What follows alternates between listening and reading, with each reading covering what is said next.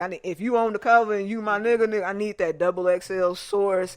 And I would buy the magazines because Tony would buy the magazines. He would buy the game magazines. I'm like, I ain't reading that shit. But them well, he was stealing them motherfuckers. He was stealing magazines, sources, and yeah. Yeah, but when I was of age, I had to purchase because the hell I would. No, but I that my love for music and how I express myself, I pretty much picked it up from my brother and my cousins because Jeff and Ty and Mike and Lil Carl, even for that matter, our big cousins do influence us too because we looked up to them. Like really, Jeff, because Jeff's like our big brother. I think I can say that because he is our first cousin, but he treats us like we're his own kids sometimes, or his own brother. Like just depending on how he needs to be there for us, that's how he'll treat us. But he just treats us with respect, and he taught us loyalty. I think like Jeff is super super loyal to family. Not he showed us how to like move as a unit and not let outside people come in between it because it can easily happen because anybody y'all can get a significant other and they could try to get in your ear about X, Y, and Z, and then if it worked, then you know what I'm saying, it creates a whole discord. And I'm grateful that hasn't been the case for us. And since we're so tight, it'll never be the case for us. So that's yeah. And Tony taught he taught me the game. Gave me heads up about how these niggas are, how they look, and that's why I pride myself on respecting myself. So that I'm trying to give not only I ain't worried about just giving a man something to respect. I respect myself because that's important to me. I respect me. I demand my respect. Therefore, I respect. It goes that way. I'm only disrespectful if you cross me. That's it. And this I'm going off. I'm not even gonna hold back. So, that's one thing that I learned from my brother. Now, Sissy. She likes to call me her baby. I call her my baby, too, because I be looking out for her ass, too. So I don't want to hear that shit because, I make sure, the groceries is getting in here, you know what I mean? Put up, you know what I'm saying? The kitchen stay clean, Money man. Yeah, whatever. Yeah, she throw money. Yeah, that's what she do. Hey, man, I give you $20 if you go over here, pick us up something neat, you drop this off for me. She work. I mean, yeah. She works. She does her and she has her other job. And that's what I respect you for just always being there. 100%. You never slack. Being protective, not overprotective. To the point where you allow me to make my mistakes, run into what I run into. Not so much as stepping in front of everything. And allowing me to, fall, but you there to catch me. And she always, if I ask for any advice, she always starts with, I ain't gonna tell you what to do. Nigga, now look, I ain't gonna tell you what you should do. All right, now sometimes that means, nigga, I'm trying to tell you what to do. I know how that reads. So you take that how you take that. But, I know how to, accept advice from you. You're a good person. Both of you. Y'all good friends too. I wouldn't know how to be a good friend if I didn't see what y'all did and if I didn't see what mama did, what I ain't see granny. We showed each other examples and what we do. And I just feel for me, it's important to be there for everyone if you're able to.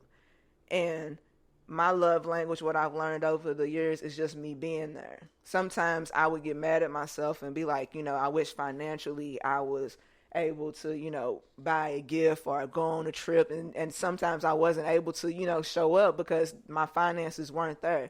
But if it was something that was here, anything that was local, I'm there. When Felicia, had her incident, it was important to me that I was there for her. Because I want people to know that they're not alone in anything. Because I want that for me. Right. And I get that back. And I do get that back from who I'm supposed to get that back from. And that's another thing people have to understand because And we tend to feel like that, like, you know, if I do this for this person, they just got to. And it's like, no, like you can go, do, give, buy, you know, all over and beyond, and they still would, you know, take advantage of it or deem it to not be enough or not appreciate it when they're actually like experiencing it. It's one of those things where they don't appreciate it until you take it away from them. And it's like, you don't, now it's like, why do I want to play that game with you? Like, I'm literally, you know what I'm saying? I'm showing you what it is. This is it. You know what I'm saying? Like, and once I stop, you can't be mad at me for stopping, because we're not going to, like, that's what I've learned from you all too. Like, we don't give people more of what they keep disrespecting.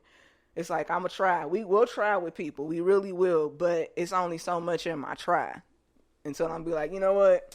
All right, fam, you got it. Right, and my try is done, and Mama's taught us that too, because you see her try several times over, and it's like, and you get that example instead of seeing a bad example of being like seeing somebody keep running into the wall, same wall over and over again, or you know, seeing your parents still going through the same shit y'all was going through when y'all was small. And it's like you never get to see your parent, you know, grow up and, you know, evolve. And we got to see that with our mama, where it was, we got older, and so now we got to look out for her. So now, and we're able to look out for her because she did it for us. And Keesha, you are, you're an amazing woman. You have great style. You always smell good. She be having all the exclusive scents. She's a little sneakerhead now. And you've changed, like you just you just keep coming into your own more and more, and you don't allow, you know, other people, what they say about you dictate, you know, who you are. And if someone says something that, you know, speaks against, you know, ill against your character, you'll check it, because you want them to make sure, like, hey, I don't play that shit. Like, you know, people try to say that you're mean. And Keesha can be mean. I can be mean. Tony can be mean. That's just in us. But you got to ask yourself, what happened for that to happen? No, we don't wake up and be like, I'm cussing niggas out today. That's what I'm on. Not just because, like, there was something that you did that made me stop being, you know, who I am. Because normally we're polite, we're pleasant, you know, we talk to people. We're, you know, we can talk to people. We'll be people if we have to be. It's not something that, you know, force it on us. It's just something that we have to come into. And Keesha don't take no shit. No shit. She don't take no shit. Oh, I got beat up, guys. Got beat up. Hello. I got my ass dusted. No. That's not why. That's not it. No, but, you know, you're funny. You are hilarious. When people, I get a little, you know, upset when men say women, they don't have sense of humor. I'm like, nigga, I'm a stand-up special. Nigga, don't fucking play with me, nigga. I will have you hurting. I have your stomach hurting. Don't play with me. And I say the same thing about Keesha. Like, people really feel like she's all this stern me. I'm like, no, this nigga many a times has had me in tears.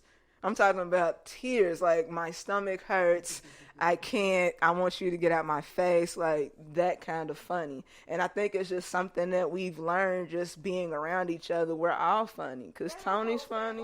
Like our families, period. Yeah. Like we dysfunctional as hell, all of us, but when it comes down to sense of humor, these Browns and Muckers, you can't, there's some niggas that won't laugh. Yes, we gonna laugh. They gonna laugh, and it's gonna, you may not, to be around them and to know our type of sense of humor is a gift in itself, because if you understand it, then you have a ball every time. Yeah. Because we gonna laugh. Yeah, we gotta be comfortable with you. I'm not gonna give you nothing every day. To my funny. No. You got to earn this shit. Well, I don't know. I kind of pull up with mine. Understand it, and I don't feel like explaining the joke and shit. No. Now that's the shit I hate. That shit I hate.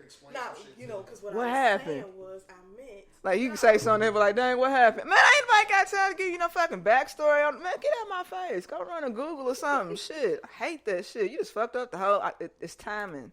You got to catch it. You know what I'm saying? And that's because we were in the house watching, you know, In Living Color and, you know, sketch comedy shows and shit like that.